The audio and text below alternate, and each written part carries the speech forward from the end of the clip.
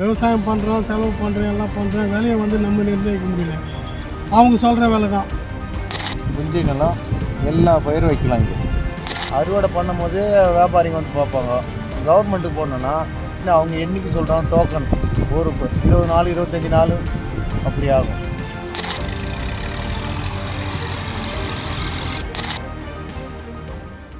வணக்கம், நான் உங்கள் எல்செல்வன்.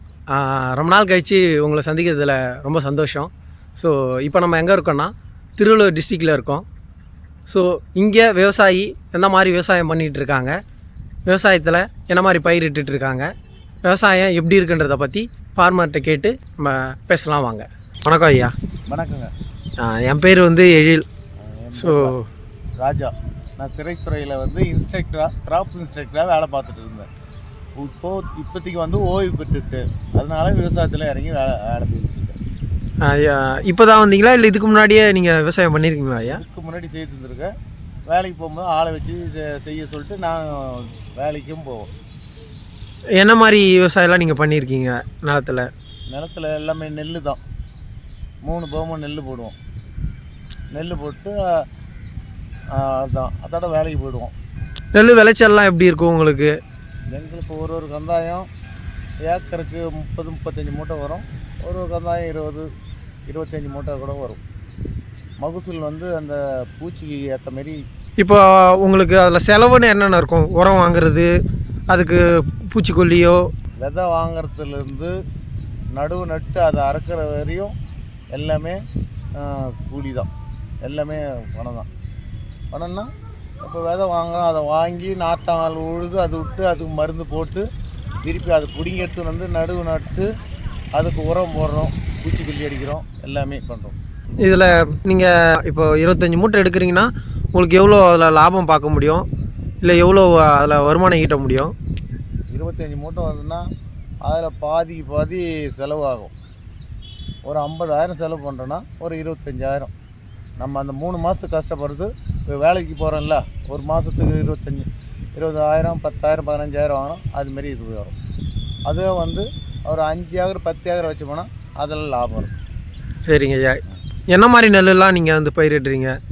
நெல் வகை இப்போ வந்து 51 வருது, கோ 36 வருது, 16 38, அதுமாரி ரகம் என்னென்ன ரகம் வருதோ அதுக்கேற்ற மாதிரி மகசூலுக்கு ஏற்ற மாதிரி எல்லாம் புது புது ரகமாக வருது. அது எல்லாமே நம்ம நாட்டு ரகமா இல்லை எப்படி? எல்லாம் நம்ம நாட்டு ரகம் தான். இது ஒட்டு ரகம் எல்லாம் கிடையாது.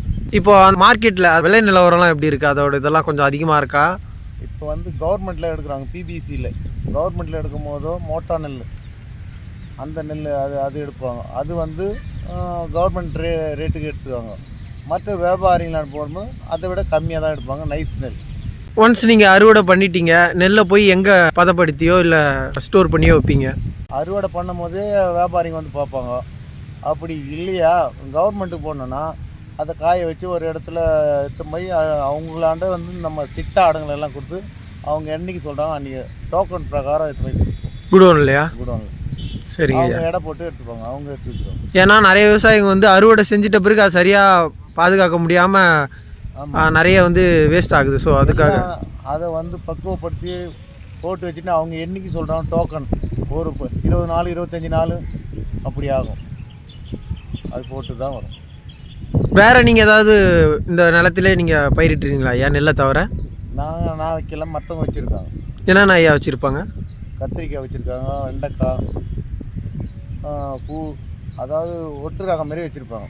சரிங்க ஐயா. இது என்ன மாதிரி நிலம், எது எதுக்கெல்லாம் நீங்கள் வந்து பயன்படுத்தலாம் விவசாயத்தை? இதில் மண் என்ன, ஏதாவது கரிசல் மண்ணா? கரிசல் மண், புஞ்சை நிலம், எல்லா பயிரும் வைக்கலாம். இங்கே எல்லா பயிரும் இங்கே வரும். அதாவது நெல் ரகம், வேர்க்கடலை, கம்பு, வெள்ளை பூசணிக்காய், பாசிப்பருப்பு எல்லாமே போகும். பாசன முறையெல்லாம் ஐயா? எல்லாம் போர்வெல் தான். எல்லாமே போர்வெல். தண்ணி கிடையாது. தண்ணி ஒன்று பஞ்சம் இல்லை. தண்ணி பஞ்சம் எல்லாமே. மற்றபடி இப்போது வேலைக்கு ஆட்கள் வந்து கம்மியாக தான் வராங்க இப்போ இருக்க காலகட்டத்தில். ஸோ அதெல்லாம் எப்படி நீங்கள் ஃபேஸ் பண்ணுறீங்க? வேலைக்கு அதான் அவங்க என்றைக்கு வராங்களோ அவங்க பிடிச்சி, இப்போ 2 பேர் நம்மளுக்கு தெரிஞ்சுக்கிறாங்களா அவங்களே பிடிச்சிருக்கு. இல்லையே இன்னொரு பக்கத்து ஊரில் போய் கூப்பிட்டுட்டு வர்றது. அப்படிதான். அதெல்லாமே கூலி வந்து அவங்களுக்கும் ஏற்றதாக இருக்கா, நம்மளுக்கும் அது வந்து? இப்போ அவங்க வந்து கூலி கொடுத்து தான் இல்லை. ஒரு நாளைக்கு வந்தால் 12 மணிக்கெல்லாம் போகிறாங்க. காலையில் 6 7 மணி 7 மணிக்கெல்லாம் வர மாட்டாங்க. 8 9 மணிக்கு வந்தாங்கன்னா 700 ரூபா. அரை நாள் கூலி மாதிரியே முழு நாள் கூலி அது? அது வந்து முழு நாள் கூலி தான். சரி, ரொம்ப நன்றி ஐயா. நன்றி, வணக்கம். வணக்கம்.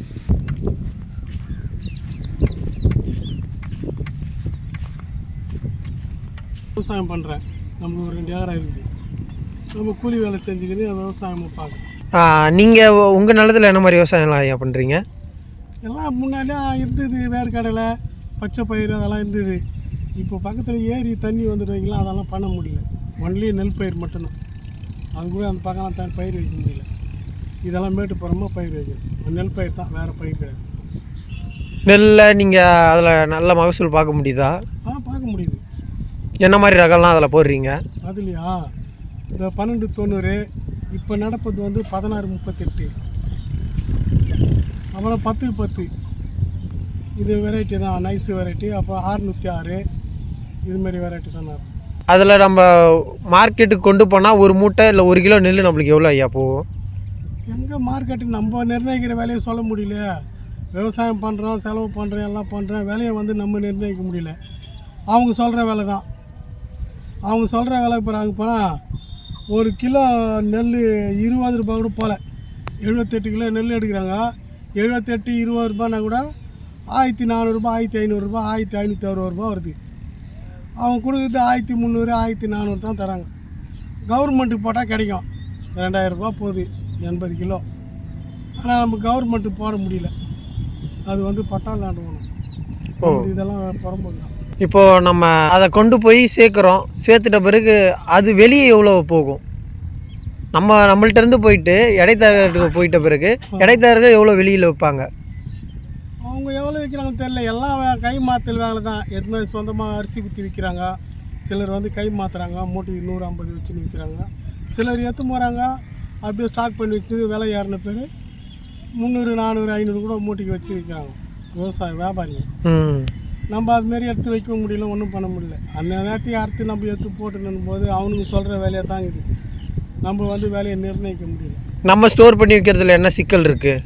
நம்ம ஸ்டோர் பண்ணி நிறைய இருந்தால் கொஞ்சமாக வைக்கலாம். நம்ம கொஞ்சம் வச்சுன்னு ஸ்டோர் பண்ணி வைக்க முடியாது. அதை கொஞ்சத்தை வச்சுக்கினேன் 100 மூட்டை 200 மூட்டை எடுத்து வச்சுக்கினேன் அதை வந்து ஸ்டோர் பண்ணி வைக்கிறதுக்கு நமக்கு செலவு நிறைய வரும். அது நிறைய வச்சுக்கிறவங்க பண்ணுவாங்க. அவன் ஸ்டாக் வச்சுக்கிறான், எடுத்துன்னு போகிறான், மில்லில் குடோனில் வச்சுக்கிறான், விற்கிறாங்க வியாபாரி.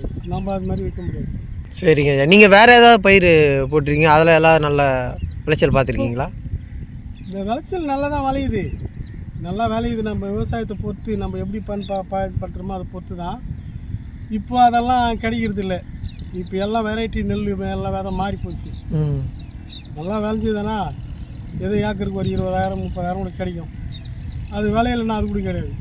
ஒரு நேரம் நஷ்டம் வரும், ஒரு நேரம் லாபம். விவசாயம்லாம் அவ்வளோதான். இப்போது உரம் பயன்படுத்துறது, இந்த களைக்கொல்லி பயன்படுத்துகிறா முன்னையோட இப்போ தேவை அதிகமாக இருக்கு. அதனால் எந்த மாதிரி இதெல்லாம் இருக்குது, லாஸஸ்லாம் இருக்குது? எங்கே களைக்கொல்லின்னு கொடுக்குறாங்க. ஏதோ களைக்கொல்லி பில்லே வர்றது, களையை பறிக்க தேவையில்லைன்றான். பில்லு தான் என்ன தான் போட்டாலும் பில்லு தான் வருது. திரும்பி களை எடுத்தால் தான் திரும்பி பயிர் வருது.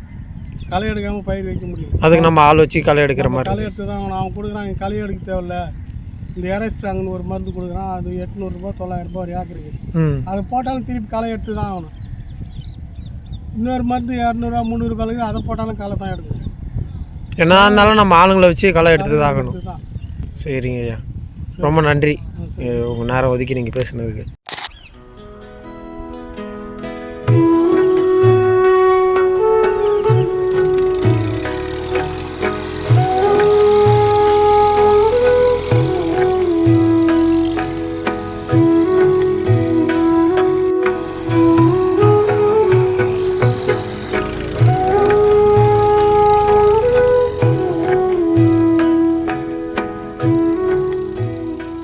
இங்கே பெரும்பாலான விவசாயிகள் நெல் விவசாயம் பண்ணிகிட்டு இருக்காங்க.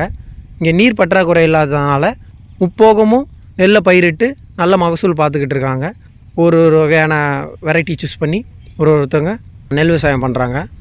ஸோ இந்த நிலத்துக்கு நெல்லே உகுந்த பயிராக இருக்கிறதுனால நல்ல விளைச்சலும் தர்றதுனால முப்போகமும் நெல் விவசாயத்தை பண்ணிக்கிட்டு இருக்காங்க. ஸோ அதில் அவங்களுக்கு செலவுகள் போக வரவுகளும் ஓரளவுக்கு இருக்குது அப்படின்றதுனால இந்த பயிரையே அவங்க தேர்ந்தெடுத்து பண்ணிகிட்ருக்காங்க. அடுத்த வீடியோவில் பார்ப்போம். நன்றி.